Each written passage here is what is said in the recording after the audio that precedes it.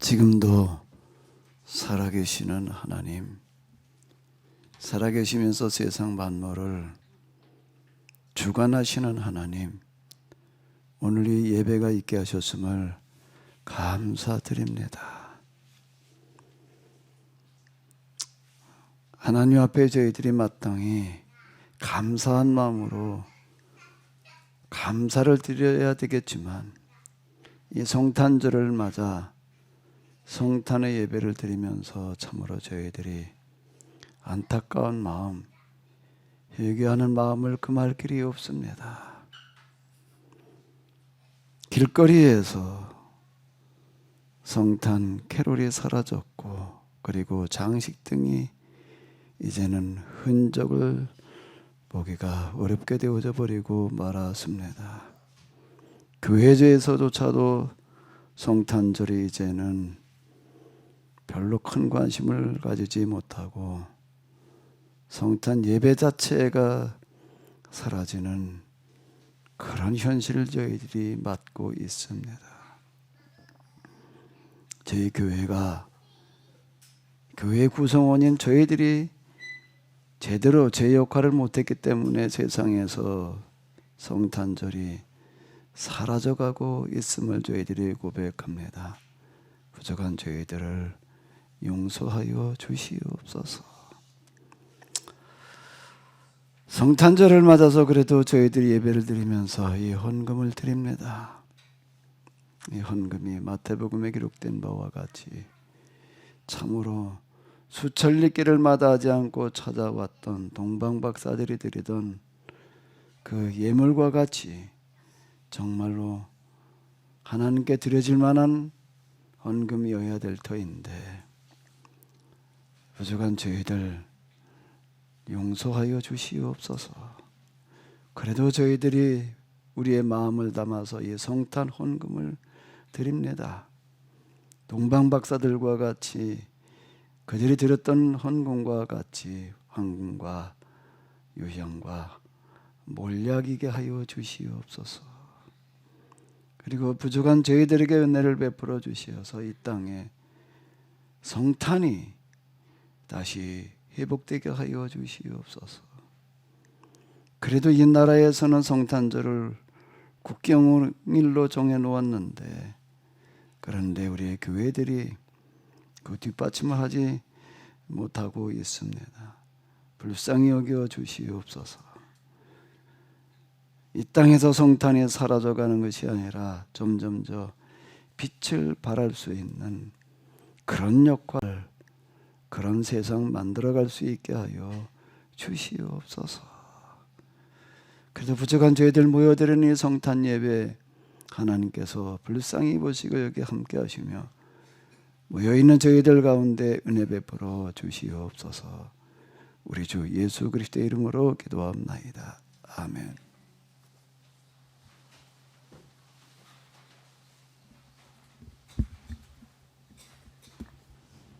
네, 어제 주일에 이어서 또 오늘 이 성탄절을 맞아서 이 먼 길까지 또 눈길마다 하지 않고 오신 여러분들 모두에 우리 하나님의 크신 은혜가 함께 하시기를 바랍니다.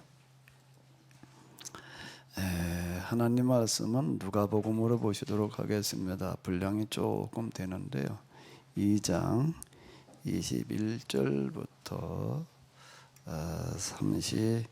32절까지를 우리 같이 오른쪽 화면이 되겠습니다. 할례할 팔이 되매 그 이름을 예수라 하니 곧 잉태하기 전에 천사가 일컬은 바라라. 모세의 법대로 정결 예식의 날이 잠에 아기를 데리고 예루살렘에 올라가니 이는 주의 율법에 쓴 바 첫 해 처음 난 남자마다 주의 거룩한 자라 하리라 한대로 아기를 주께 드리고, 또 주의 율법에 말씀하신 대로 산 비둘기 한 쌍이나 혹은 어린 집비둘기 둘로 제사하려 함이더라. 예루살렘에 시므온이라 하는 사람이 있으니 이 사람은 외롭고 경건하여 이스라엘의 위로를 기다리는 자라. 성령이 그 위에 계시더라. 그가 주의 그리스도를 보기 전에는 죽지 아니하리라 하는 성령의 지시를 받았더니 성령의 감동으로 성전에 들어가매 마침 부모가 율법의 관례대로 행하고자 하여 그 아기 예수님을 데리고 오는지라. 시몬이 아기를 안고 하나님을 찬송하여 이르되 주제여 이제는 말씀하신 대로 종을 평안히 놓아 주시는도다.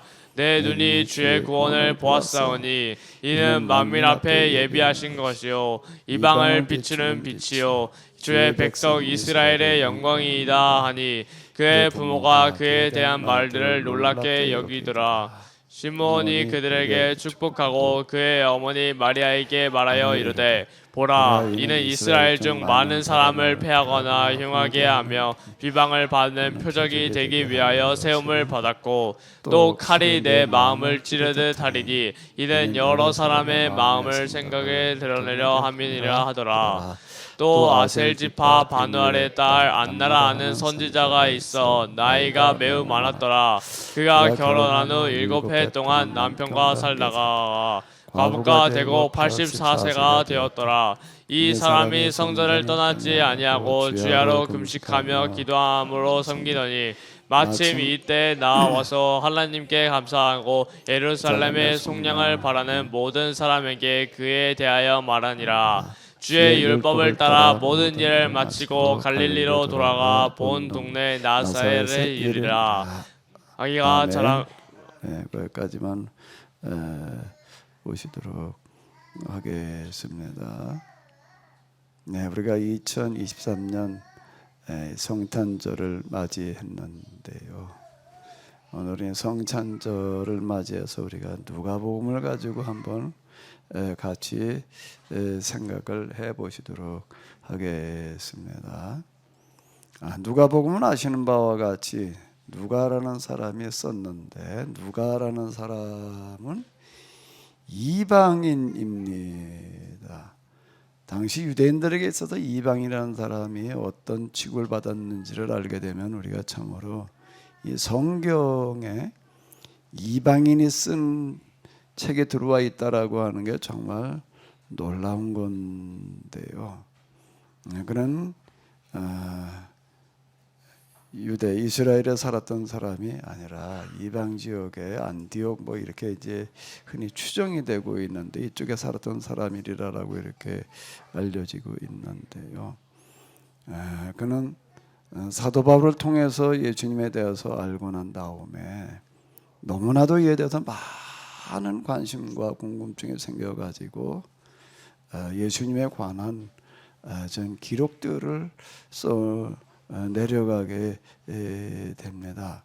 이렇게 시작을 하고 있습니다. 우리 중에 이루어진 사실에 대하여 처음부터 목격자와 말씀에 일꾼된 자들이 전하여 준 그대로 내력을 조설하려고 부설던 사람이 많은지라. 예수님에 대해서 글을 쓰려고 한 사람들이 많이 있었다는 얘기인데요. 그 모든 일의 근원을 자세히 미루어 살핀 나도라고 이렇게 얘기를 하고 있습니다. 데오빌로 각하에게 차례대로 써보내는 것이 좋을 줄 알았더니 이렇게 얘기를 하고 있습니다. 그 모든 일을 근원부터 자세히 미루어 살핀 나도라고 이렇게 얘기를 하고 있는데요. 우리가 누가복음을 보게 되면 누가는 이 누가복음 하나를 쓰기 위해서 많은 노력을 기울였다라고 하는 것을 알 수가 있는데 우리가 읽은 이 본문이 포함된 1장과 2장의 내용을 보게 되면 특별히 그렇습니다. 1장과 2장의 내용을 보게 되면 참으로 우리가 놀라게 되는데 누가는 예수님에 관한 그 이야기를 써내려가면서 어떤 이야기들로 시작을 하고 있는가. 1장과 2장은 내용이 상당히 많습니다. 1장은 80절이나 되고요. 2장은 52절이나 됩니다. 그 당시 양피지에다가 또는 파피루스에다 기록하던 그 시대의 기록 문화에 비한다라고 하게 되면 이거는 어마어마하게 많은 분량이 되겠습니다. 뭐 이렇게 기록을 할 때는 가능하면 간략하게 압축해가지고 기록할 수밖에 없었는데 지금 이렇게 많은 기록을 남기고 있는데요.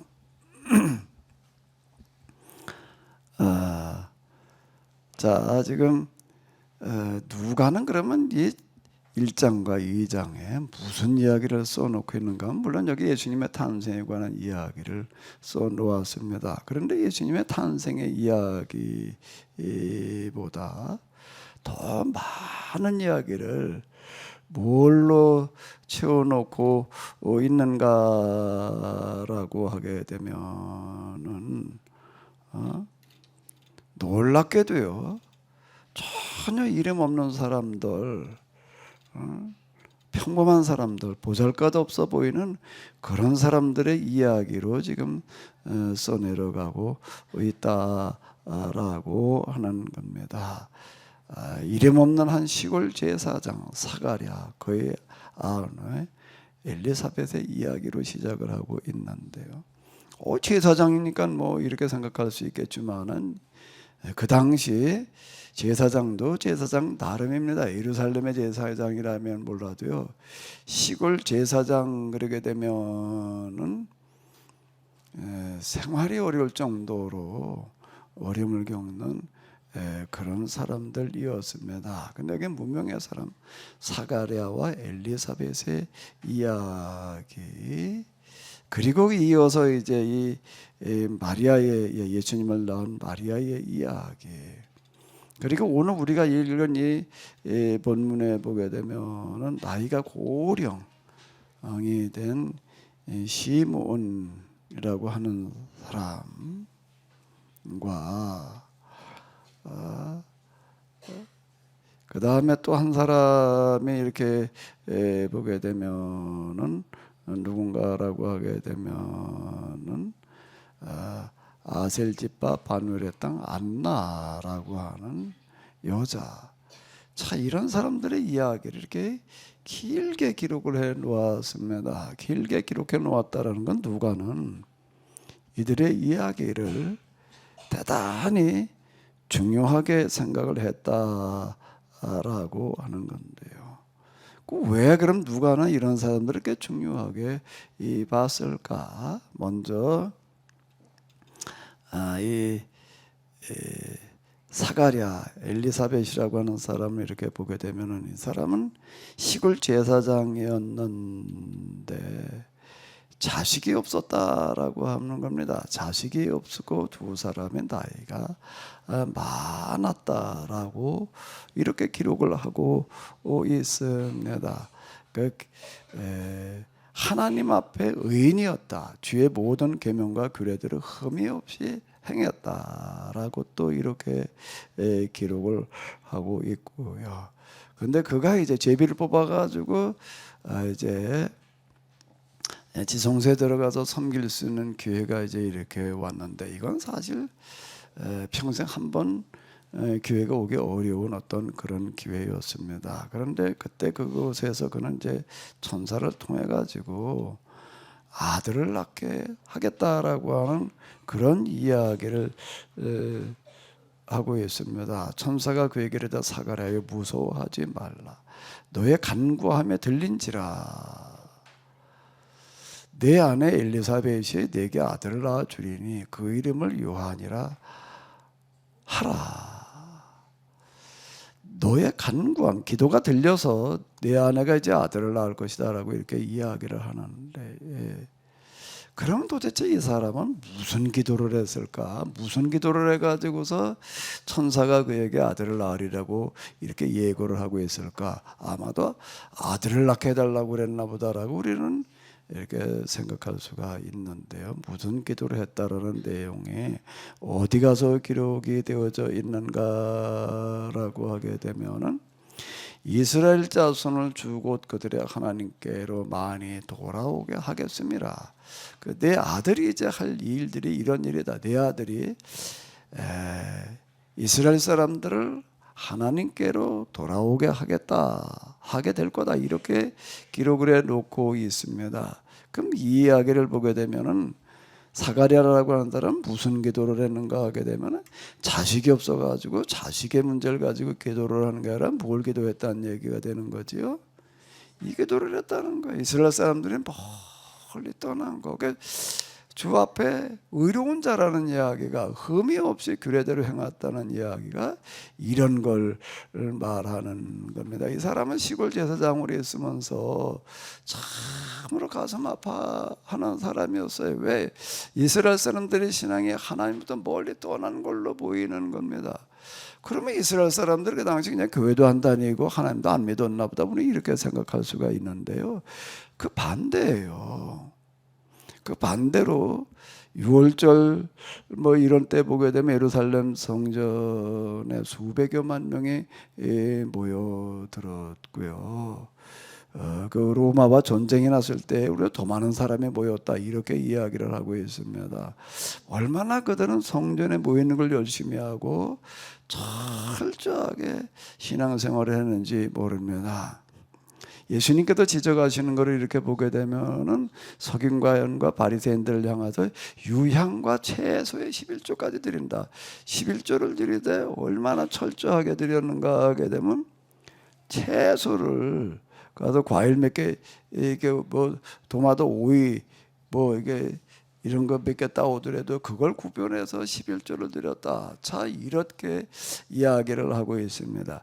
전도는 또 얼마나 열심히 했는가 하면 교인 하나를 얻기 위해 산과 바다를 두루 돌아다니다가라고 이렇게 이야기를 하고 있습니다. 겉으로 보기에는 정말 열심히 신앙생활을 하고 있는 것 같았는데 그런데 사가랴의 눈에는 그게 오히려 하나님으로부터 떠나 있는 걸로 보였다 라고 하는 거야. 이 문제를 가지고 그는 늘 가슴 아파하며 평생 나이가 많았다는 그런 이야기는 평생을 그렇게 살았다라고 하는 거고요. 이 사람들이 참 올바른 신앙으로 돌아와야 될 터인데라고 이제 이렇게 얘기를 하고 있고요. 그 다음에 그 아이를 낳게 되면은 그가 포도주나 독주를 마시지 아니하며 모태로도 성령의 충만함을 받았다라고 이렇게 얘기를 하고 있는데, 그건 세례 요한이 후일 포도주나 독주를 마시지 않을 거다라고 하는 것을 예고하는 단순한 그런 이야기가 아니라 사가랴라고 하는 사람이 이스라엘 사람들의 하나님으로부터 멀리 떠나 있는 것을 가슴 아파하며 포도주와 독주를 멀리 했다라고 이렇게 기록이 되어져 있는 겁니다. 이 기록 방식이 좀 독특한 건데요. 그럼 구약 성경에도 보게 되면 또 비슷한 이야기를 볼 수가 있는데, 아들을 낳으리니 어떻게 하라는 거예요? 삼가 포도주와 독주를 마시지 말며 부정한 것도 먹지 말라. 그러니까 머리에 삭도를 내지 말라, 머리를 자르지 말아라 이렇게 이제 기록이 되어져 있는데, 이것도 우리가 얼핏 읽게 되면은 왜 애를 낳아가지고서 머리를 잘라주지 말고 그냥 기르라고 이렇게 얘기를 하는가라고 이렇게 우리가 볼 수가 있는데요. 이게 성경의 독특한 기록 방식으로 다시 이렇게 보게 되면은 삼손의 부모에 해당되어지는 마노아라고 하는 사람은 이스라엘 사람들 40년 동안 블레셋 사람에게 지금 지배를 받고 식민 지배를 받고 있는데, 하나님께 범죄를 해서 그들이 징계를 받고 있는데 하나님께 돌아올 줄을 모르는 거예요. 다른 서사들의 기록을 보게 되면 그들이 얼마 동안 어떤 나라의 지배를 받고 있다가 여호와께 돌아와 부르짖었더니 그들에게 어떤 구원자 사사를 보냈다라고 기록이 되어져 있는데, 마지막 사사인 삼손의 이야기는 이스라엘 사람들이 돌아와 회개했다는 이야기가 없습니다.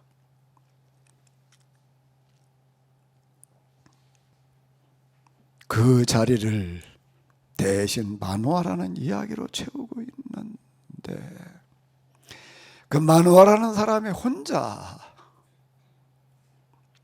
이스라엘을 대신해서 회개하고 있었다라는 그런 뜻이 되겠습니다. 삼가 포도주와 독주를 마시지 말며 부정한 것도 먹지 말라. 이게 부정한 거라고 얘기를 하면 요즘 우리로 얘기를 하면 맛집 찾아다니는 거를 이야기하는 겁니다. 그리고 머리를 자르지 말라는 그런 이야기는 마누아라는 사람은 이스라엘이 블레셋의 식민 지배를 받는 그 비참한 현실을 안타깝게 여기며 평생을 포도주와 독주와 그리고 만난 것을 갖다 먹을 생각을 하지 아니하고 머리를 단정하지 않았다. 즉 뭔가 하면은 상주처럼 보냈다. 나라가 망한 거예요. 부모가 죽어서 장례식 치러야 될 때와 같은 그런 자세로 평생을 살았다라고 하는 겁니다.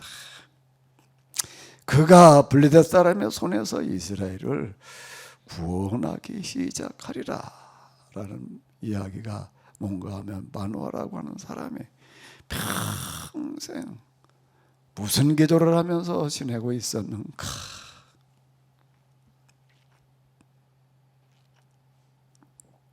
이스라엘 사람들이 블레셋에서부터 해방되기를 구하던 사람. 그런데 오늘 우리가 읽은 누가복음을 보게 되면은 누가라는 사람은 예수님의 탄생의 이야기를 써내려가면서 예수님의 탄생의 이야기만을 쓰는 것이 아니라 그 앞에 사가랴, 엘리사벳 그리고 시므온, 안나의 이야기를 길게 써놓고 있습니다. 길게 써놓고 있는 이유는 이들은 정말로 겉으로 보기에는 신앙생활을 열심히 하는 것 같지만 하나님으로부터 멀리 떠나 있는 잘못된 신앙을 생각하면서 가슴 아파하고 정말 포도주와 독주를 마시지 않냐고 부모가 죽어서 머리를 풀고 장례식 치를 때와 같은 그런 심정으로 지내고 있었다라고 하는 것을 앞에 뒤에 기록을 해 놓고 있습니다. 뭘 말하는 거지요? 누가는 예수님의 탄생의 이야기를 적어 내려가면서 예수님께서 어떻게 하나님의 시기를 포기하고 인간되어 이 땅에 오셨는가? 뭐 때가 차니까 그냥 하나님께도 예수를 보내셨겠지. 이렇게 생각할 수 있겠지만 누가는 그렇게 말하고 있지 않습니다. 예수님께서 하나님의 시기를 포기하고 인간으로 이 땅에 오셔서 구원자의 삶을 사시게 되는 것은 사가랴와 엘리사벳 그리고 또 누구요? 아기 예수님을 알아보고 있는 사람인 시므온과 안나, 하나같이 나이 많은 사람들입니다. 과부된 지 84년 이렇게 이야기를 하고 있습니다. 평생을 기도하며 이스라엘이 바른 길로 가기를 기도하던 사람들, 그들의 그 바람과 기도가 꼭 예수님을 이 땅에 오시게 했다라고 무언으로 이렇게 말을 하고 있습니다. 누가복음 어디에도 누가가 이들의 기도 때문에 이 땅에 예수님께서 인간으로 오셨다라고 말하고 있지는 않지만은 기록 방식이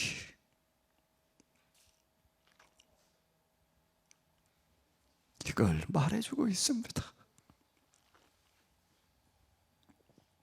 아마도 누가는 예수님 사후 수십여 년이 지나고 난 다음이었는데 아마 한 50년 이후에 누가가 이제 예수님에 관한 기록들을 추적해 나가지 않았을까라고 생각이 되어지는데 그 시므온, 안나 이런 사람들은 50, 60년 전 이야기예요. 그들에 관한 자료가 그렇게 많이 남아 있을 리가 없습니다. 누가는 예수님 탄생을 전후해 가지고 관련되어졌던 그런 자료들, 이야기들을 찾아 나서는 거예요. 그걸 뭐라고 그는 기록해 놓고 있는가? 그 모든 일의 근원부터, 탄생의 이야기, 예수님 탄생 이전 이야기부터, 근원부터 자세히 미루어 살핀다도 라고 이렇게 이야기를 하고 있습니다. 자세히 미루어 살피는데 뭐에다가 초점을 맞춰가지고 뭐를 중요시하면서 지금 자세히 미루어 살피고 있는가라고 하면은 완전 무명의 사람들, 어쩌면 기록으로는 전혀 자료가 남아있지 않았을 사람들, 그런데 예수님 탄생을 전후해가지고 주변에 있던 사람들, 아마도 시몬과 안나의 이야기에 대한 자료는 틀림없이 예수님을 낳았던 마리아를 통해서 알게 되었을 거예요. 왜 다른 사람을 모르니까. 아기 예수님은 8회를 되었을 때 성전에 데리고 올라갔을 때 아기 예수님을 알아보고 이에 대해서 얘기해 주었던 사람들이 있었는데 다른 사람들은 알 리가 없지요. 누가는 틀림없이 마리아를 만났을 거예요. 그렇기 때문에 그 수태구지에 관한 이야기들, 누구도 알 수 없는 천사가 와가지고서 내가 아들을 낳으리라라고 얘기를 했을 때 그가 했던 주님의 종이오니 주님의 뜻대로 되어지이다, 그건 마리아만 알 수 있는 얘기예요. 이런 이야기를 여기에 기록해 놓았다는 것은 그건 뭘 말하는가 하면 그는 마리아를 찾아가서 만나서 자세한 이야기를 들었으리라라고 우리가 추정을 해보고 있는데, 그러면 그때 마리아는 어디에 가 있었는가? 나사렛에 머물러 있는 것이 아니라 그의 사도들을 따라서 이곳저곳을 돌아다니고 있었습니다. 에베소에 가니까 거기에도 마리아가 머물러 썼다라고 하는 그런 흔적이 남아 있더라고요. 그 근원부터 자세히 미루어 살핀 나도라고 하는 이야기가 이걸 이야기하고 있는데, 그러면서 그는 그런 이야기들을 길게 자세하게 적어놓고 있습니다. 뭘 예고하는 거지요? 뭘 말하고자 하는 거지요? 예수님의 탄생은 그냥 하나님께서 그냥 알아서 보내시는 것이 아니라 이 사람들의 기도 때문이다. 이건 또 곧 뭘 말하는 거지요? 이제 앞으로 정말로 예수님을 따른다라고 한다면은, 예수님을 믿는다라고 하는 것은 뭘 얘기하는 건가? 사가랴, 엘리사벳, 시몬, 안나처럼 세상 돌아가는 걸 보면서 하나님으로부터 멀리 떠나 있는 그런 이스라엘을 보면서 가슴 아파하는 사람들, 단식하며 안타깝게 여기며 기도하는 사람들, 그 사람들이 중요한 사람들이다. 그 사람들이 정말로 예수님을 따르는 사람들이다. 이렇게 1장과 2장은 말을 하고 있습니다.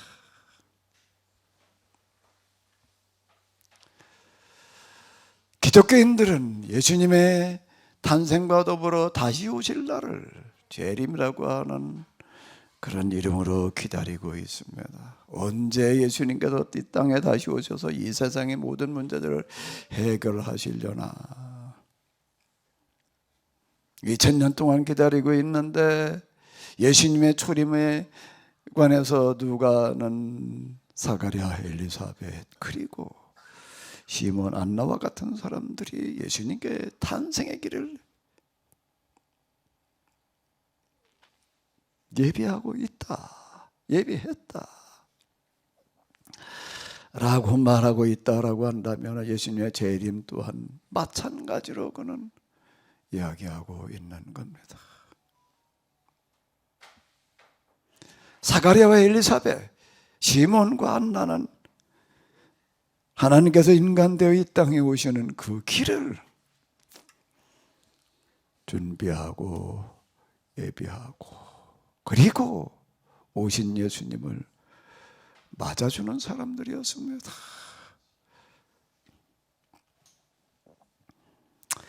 이 장을 보게 되면은 참으로 놀라운 이야기가 있는데 8일 만에 이제 성전에 올라가서 하나님 앞에 이제 제사를 드리고 할례를 받는데 이렇게 기록을 해놓고 있습니다. 주의 율법에 말씀하신 대로 산비둘기 한 쌍이나 혹은 어린 집비둘기 둘로 제사하려 함이더라. 율법에 기록되어지기를 8일 만에 아들을 낳아서 하나님 앞에 드릴 때에는 산비둘기나 집비둘기를 드려라라고 기록이 되어져 있는가? 아닙니다. 소나 양이에요. 그래도 맏아들을 낳아서 하나님 앞에 드리는데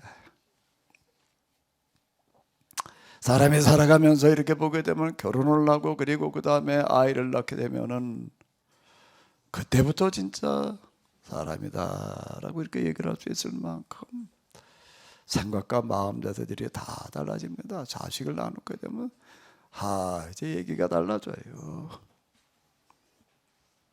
그런데 왜 예수님의 부모들은 산비둘기 한 쌍,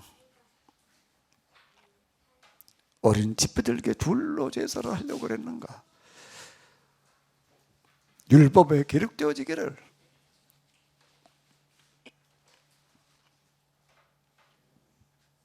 소나 양으로 제사를 드린다라고 하는 것은 많은 비용이 들어가는 겁니다.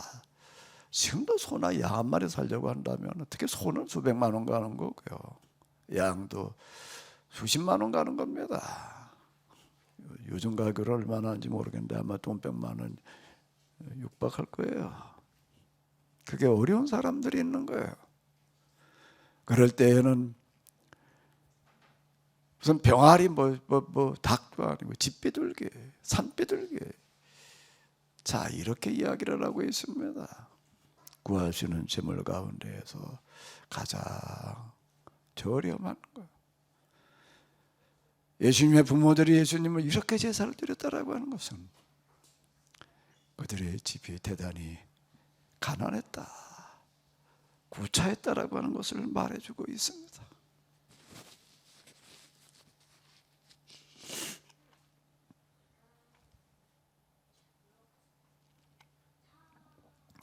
누가는 예수님의 탄생의 이야기를 써내려가면서 이런 것들을 중요시했습니다. 그리고 예수님께서 태어나시던 그 밤 천사들이 나타나 가지고서 예수님의 탄생의 소식을 전해주는데 누구였는가라고 하게 되면 한밤중에 양을 돌보고 있던 사람들, 목동이라고 하는 사람들이 이스라엘 사회에서는 유목을 하기 때문에요. 밤에는 양을 한 곳에 모아놓고 일이나 늑대로부터 지키기 위해서 밤잠을 자지를 못하고 불을 피워놓고 양을 지켜야 되는 사람들이었습니다. 목동은 이스라엘 사회에서 가장 천한 사람들, 가장 보잘것없는 사람들의 대명사가 바로 목동입니다. 그런데 예수님의 탄생의 소식이 그들이 전해졌다. 그들이 목동이라고 하는 것 때문이었을까요? 목동이기도 했지만은 여기에 기록에 없지만은 그들 또한 이 땅에 하나님 나라가 임하기를 간절히 바라던 사람, 그리고 또 찾아가 보니까 예수님께서 어떻게 되어져 있는가 하면 강보에 쌓여가지고 강보에 쌓여서 구유에 누워 있었다. 강보라고 하는 것은 어린애를 감싸는 무슨 이불을 얘기하는 게 아니야. 물건어스 같은 보자기를 얘기하라는 겁니다. 보자기예요. 예수님께서 태어나셨을 때에는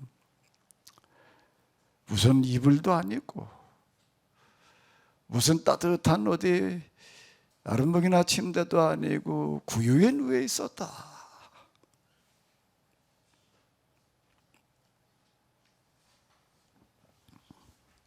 육아는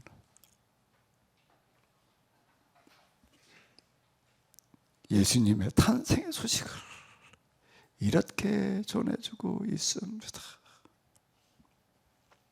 누가? 그는 이방인이었지만은 뒤늦게 그는 어쩌면 바울을 통해서 복음을 들었던 사람인데 어느 누구보다도 복음에 대해서 정확하게 이해를 했고요.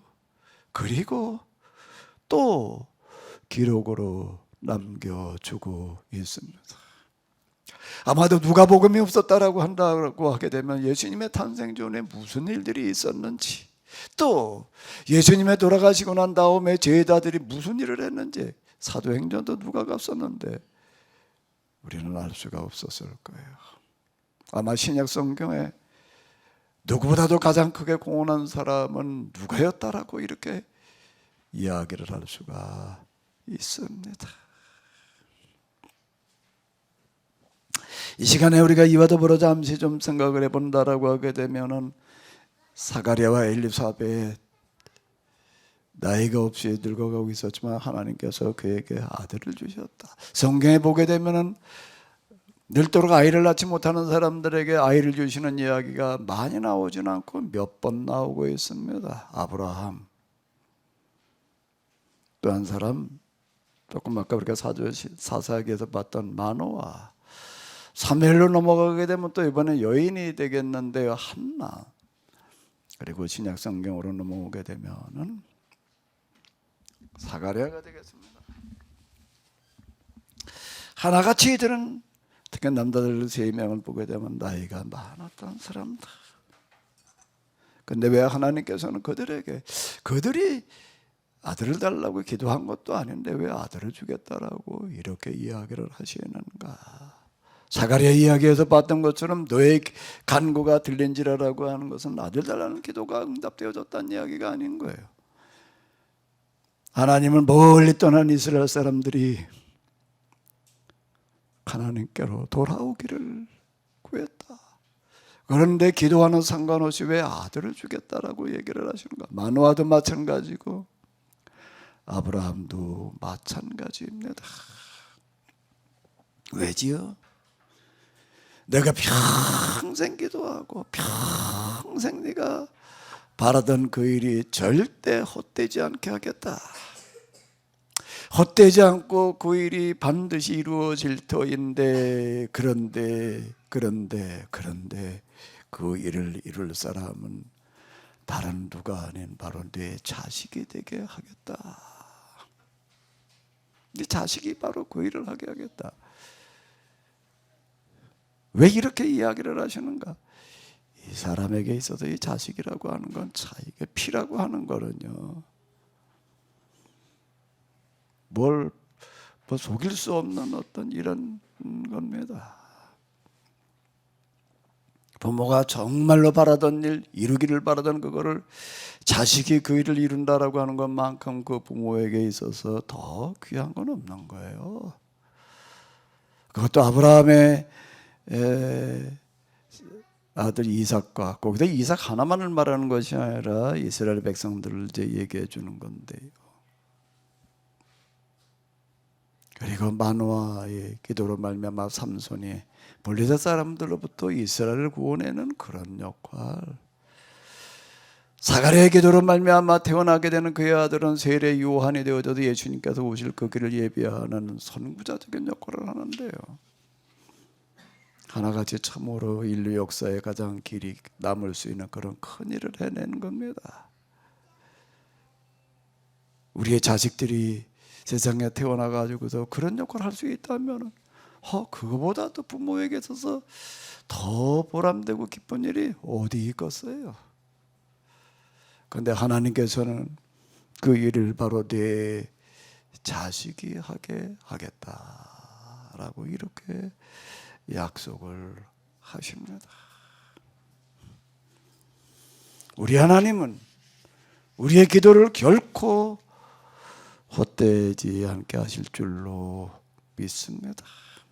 한나도 마찬가지예요. 한나의 그 간절한 염원이 아이 못하던 그로 하여금 아들을 낳게 하는데 사무엘이라고 하는 사람은 모세와 비교될 만큼 이스라엘 역사에서 중요한 일을 하는 사람들입니다. 하나님께서는 우리의 간절한 염원과 기도를 외면하지 아니하시고 틀림없이 들으시는 줄로 믿습니다. 들으시고 응답하시되 너의 그 간절한 마음을, 너의 그 간절한 기도를 내가 들어주되 내 자식을 통해서 내가 들어주겠다. 아멘. 특히 오늘 유아 세례 받는 부모들 한번, 부모들만 한번 아멘을 해봐요. 아멘. 그 아멘을 안 해? 오늘 안 왔나? 다시요.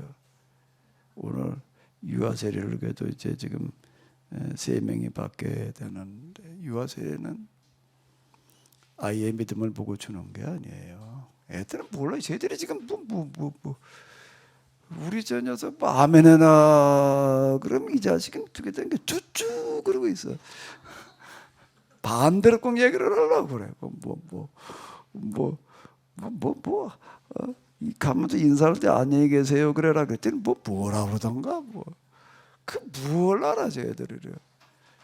근데 쟤들한테 무슨 세례를 주느냐 말이야. 뭘 알아요. 유아 세례라고 하는 것은 교회사에서 엄청난 논쟁 과정을 거친 겁니다. 이 세례를 줘야 되냐 말아야 되냐. 그러다가 주는 쪽으로 결론이 나왔어요. 유아 세례는 아이의 믿음을 보고 주는 게 아니라 부모의 믿음을 보고 주는 겁니다. 부모의 믿음을 보고 다짐을 받는 거예요. 앞으로 이 아이를 훌륭한 기독교인으로 키우겠다. 새 세계에서 이 신앙의 대물림을 아주 가장 확실하게 하는 종교가 둘이 있는데요. 둘이 있습니다. 기독교도 그 중에 하나일 것 같은데 기독교는 아니에요. 기독교는 부모의 신앙이 대물림되기가 쉽지 않습니다. 그런데 부모의 신앙을 가장 확실하게 대물림하는 종교가 있는데 유대교하고 회교예요. 그건 100%라고 얘기를 해도 과언이 아닐 만큼 신앙생활들을 합니다. 아니 그 회교인들 우리가 좀 너무 적대시하고 그러는 부분이 있는데 우리가 그들께도 배워야 될 부분도 참 많습니다. 제가 일하는데 그 어떤 그 포크레 하는 사람이 둘을 데리고 이제 포크레 이렇게 옆에서 이제 삽질하고 돌 갖다가 어쩌고 저쩌고 돌 담싸 할 때 얘기해요.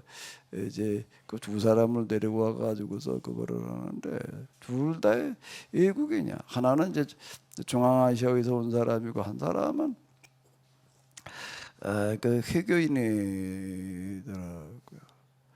어쨌든 와서 이렇게 하니까 내가 이제 점심을 시켜 주는데 그 회교인이 이렇게 보니까는요 그 반찬 가운데 돼지고기가 들어갔다 그러면 안 먹어요.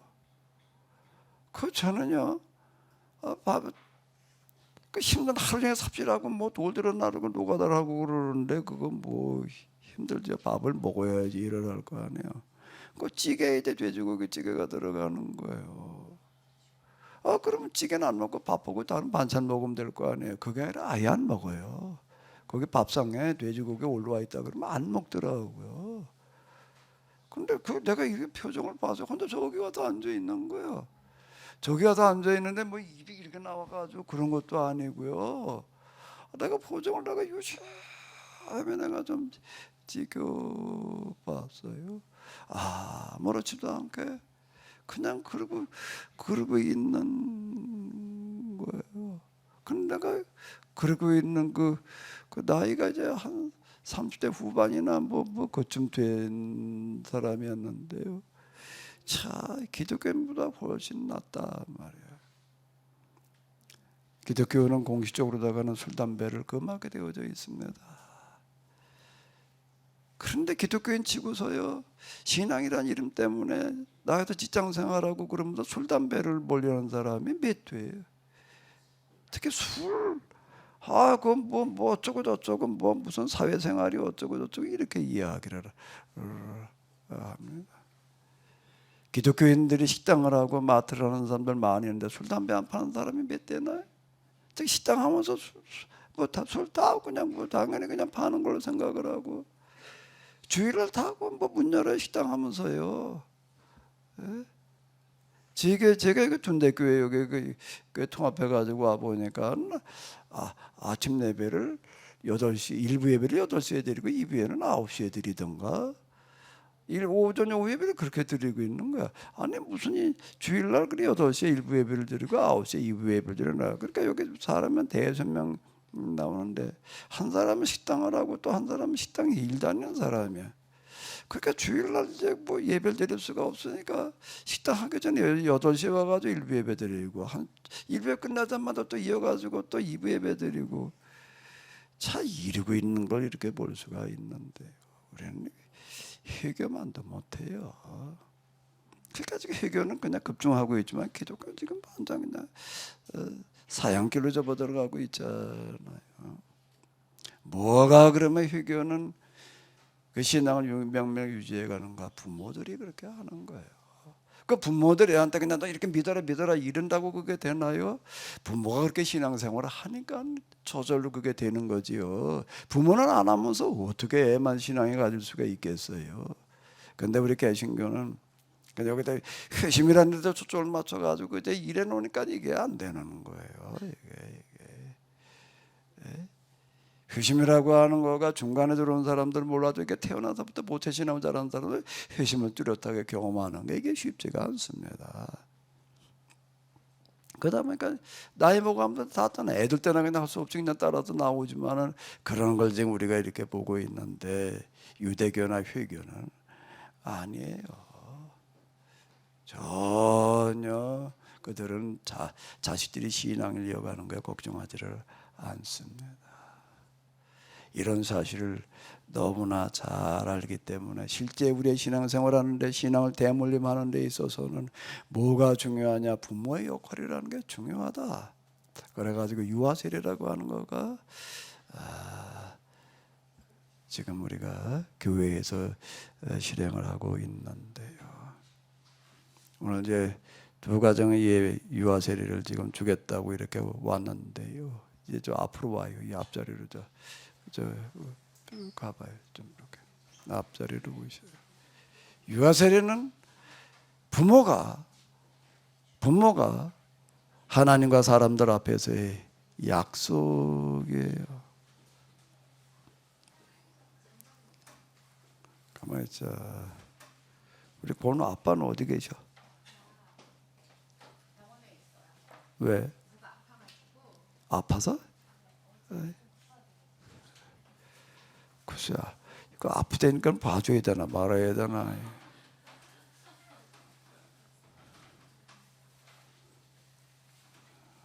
같이 와야 되는 건데 이거는 부모의 역할에 대한 어떤 그런 중요한 어떤 할머니가 와서 그 대신 앉아 여기.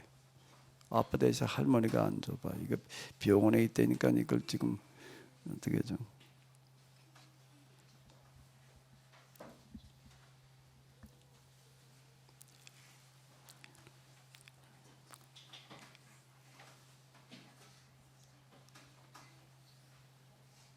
우리가 사가랴 그리고 아브라함 마누아의 이야기를 보게 되면은 하나님께서 그 부모의 신앙 얼마나 중요하게 여기고 계시는지를 잘 알 수가 있습니다. 오늘 우리는 이 신앙이라고 하는 거가 왜 이게 어려운가 하면은요. 대물림이 어려운가 하면 집에서는 이게 신앙교육이라고 하는 걸 등한히 해놓고 그냥 교회 가가지고서 그저 교회나 보내면 될 거 뭐냐면 이래 놓으니까 이게 안 되는 거예요. 제가 가정성경 공부라고 하는 걸로다가 이렇게 지금 그 시도를 하는 게 바로 이제 그 한계를 좀 이기기 위해서 이제 그러는 건데요.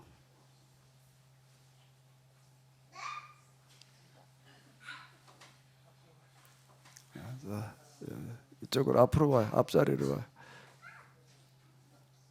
앞자리로 와서 앉아봐요. 이쪽으로 여기 와서 앉아. 맨 앞에 와서 앉아봐요. 여기.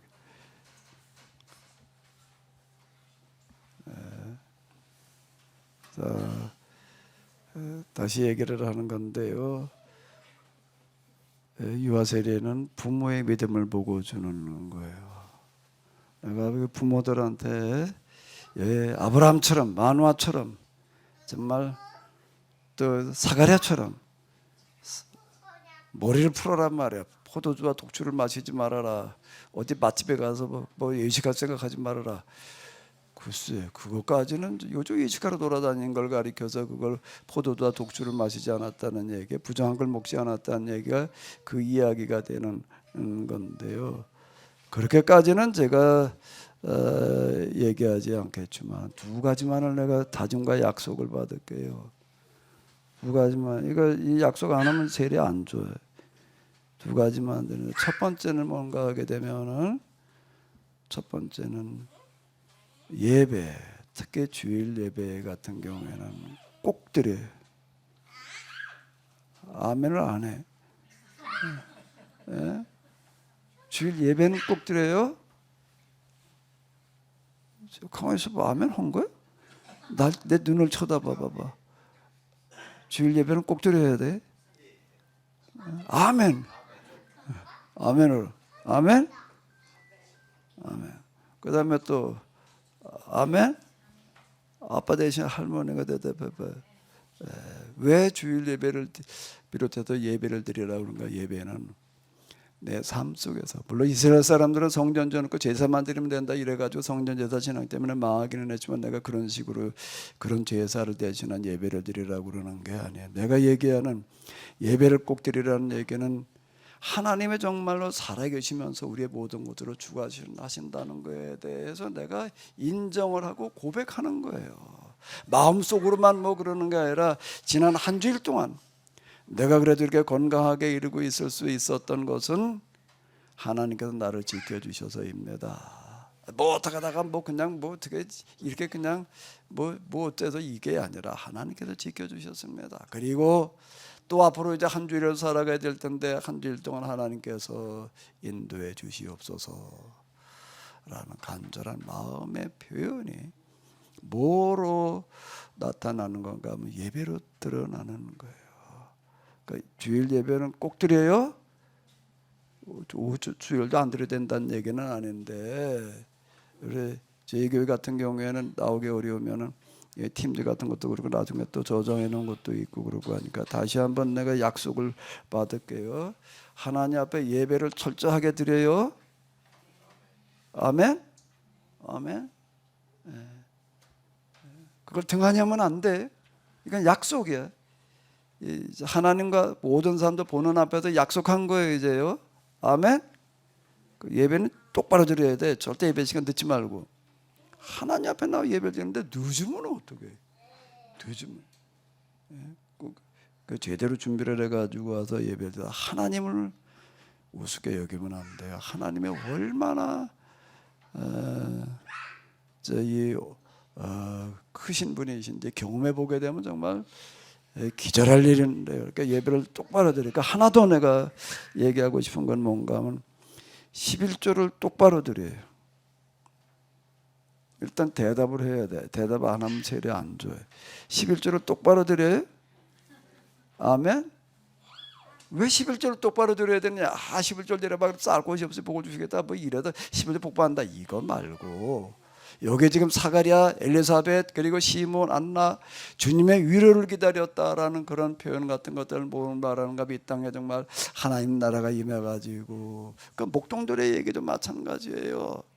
정말 모든 사람들이 다 골고루 행복해지는 그런 세상이 이루어지기를, 예수님께서 오셔서 그런 세상을 만들어 주시기를 간절히 바라는 사람들의 이야기예요. 그게 누가복음에 쭉 앞에를 채워놓고 있는데요. 11조라고 하는 것은 뭘 말하는가 하면, 내가 참으로 이 세상을 살아가면서 내가 이 땅에 정말 하나님 나라가 임하게 하는 그런 삶을 살아야 될 텐데, 근데 뭐 직장 생활하는데 뭐 가정주부가 그걸 뭐 얼마나 어떻게 나가서 할 거야. 그 일이나 하라고 호로 쫓아다닐 수도 없고, 그 간절한 마음을 어디다 담는가라고 하게 되면 11조에다 담아가지고 하나님 앞에 주일날 와서 드리는 거야. 하나님, 제가 정말 이 땅에 하나님 나라가 임하게 하는 그 삶을 살아가야 될 터인데, 물론 여러분의 삶 속에서도 가능하면 그렇게 실천하려고 노력을 해야 되겠지만, 그런데 내가 할 수 있는 건 여기까지입니다. 이 마음을 내가 여기에 담아서 드립니다 라는 마음으로 드려요.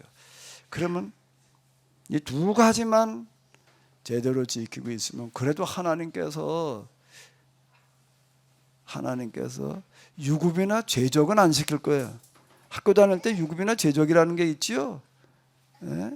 그러니까 이게 학년이 올라가지 못하는 거예요. 그 다음에 그것도 몇 년 그러다가 아예 안 되면 학적부에도 지우는 거예요. 너는 이제 우리 학교 학생이라고 내가 인정할 수가 없어. 이렇게 되는 거예요. 하나님 나라의 생명록에서 내 이름이 지워지지 않게 하려고 한다라고 하게 되면은 최소한 예배 드리는 것과 11조는 철저하게 꼭 지켜요. 다시 내가 다짐을 받을게요. 여러분들이 다 들어봐요. 대답을 허나 안 하나. 자, 첫 번째 다짐 다시 한번요. 이제 예배 똑바로 드려요. 들었어요? 예, 들었습니다. 장로님만 들으신 것 같아. 저 뒤에는 안 들려서. 저 뒤에 대답이 하나도 없잖아. 다시 한번요. 앞으로 오늘 유아세를 이렇게 주는데, 이건 여러분들의 자식을 위해서, 여러분 자식들이 다 잘 되기를 바라잖아요. 그 자식이 잘 되게 하려면 아마 하나님께서 함께 하셔야 되는 거예요.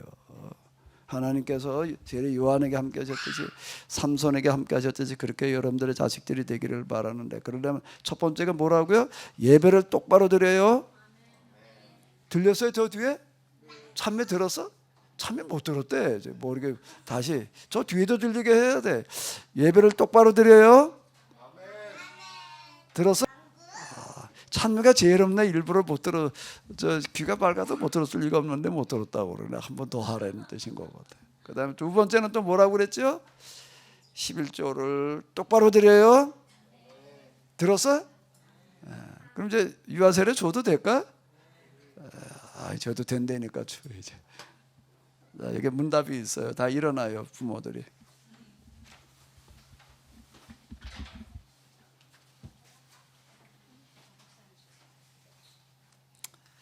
자, 문답이 있는데요. 예, 그렇게 하겠습니다라고 저 뒤에도 들릴 만큼 이렇게 대답을 해야 돼요.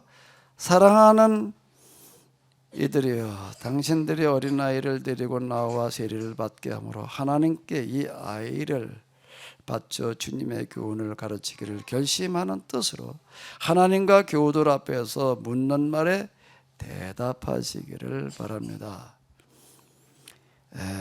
여러분은 여러분의 자녀가 자라는 대로 이 성령의 뜻을 가르쳐 성경을 읽고 기도하며 예배에 참여하는 것과 그리스도인의 생활에 대하여 가르치겠습니까?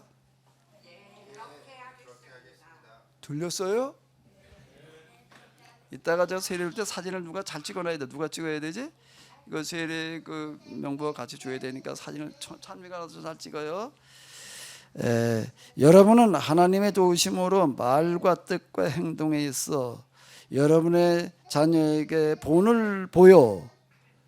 잘 들어요. 본을 보여 하나님을 사랑하고 이웃을 사랑하며 교회 생활을 충실히 할 수 있도록 가르치고 훈련하겠습니까? 기도하겠습니다.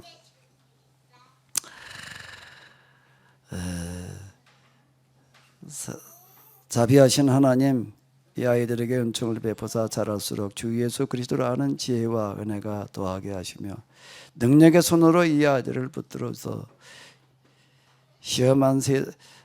위험한 시험에 빠지지 않게 하시고 허망한 생각과 정욕으로 범죄치 않게 하시며 성령으로 늘 새롭게 하셔서 언제나 주님을 신실하게 섬기게 하옵소서. 우리 주 예수 그리스도의 이름으로 기도하옵나이다. 아멘. 자, 우리 고은우부터 나와봐봐.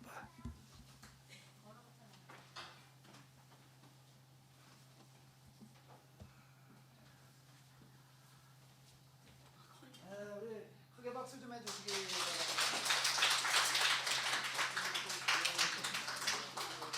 선물을 준비를 했어요. 유빈이가 받아야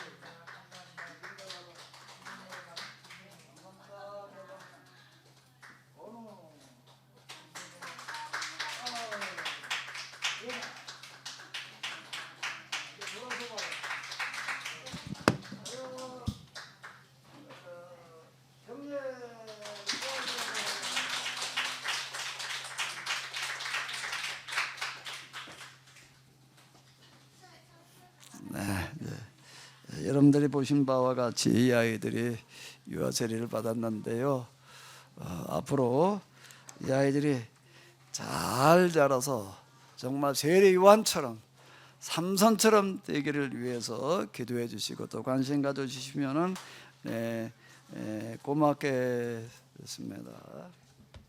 기도하겠습니다. 하나님, 오늘 이와 같이 성탄 예배와 더불어서 유아 세례를 주게 하셨음을 감사드립니다. 이 아이들을 하나님께서 그 부모를 통해서 잘 키워 주시옵소서. 이 시대에 예수님께서 다시 오실 길을 예비하는 세례 요한과 같게 하여 주시옵소서. 또 오늘 이 성탄 예배에 참여한 저희 모두에게 하나님께서 은혜를 베풀어 주시어서 정말로 사라져가는 성탄 풍속에 오히려 더 새롭게 살아날 수 있는, 살려낼 수 있는 저희 모두가 되게 하시옵소서. 이제는 우리 주 예수 그리스도의 은혜와 하나님 아버지의 놀라우신 사랑과 성령님의 도우심이 저희들 가운데 성탄의 크신 은혜로 함께하여 주시옵시기를 간절히 축원하옵나이다. 아멘. 예, 수고 많으셨습니다.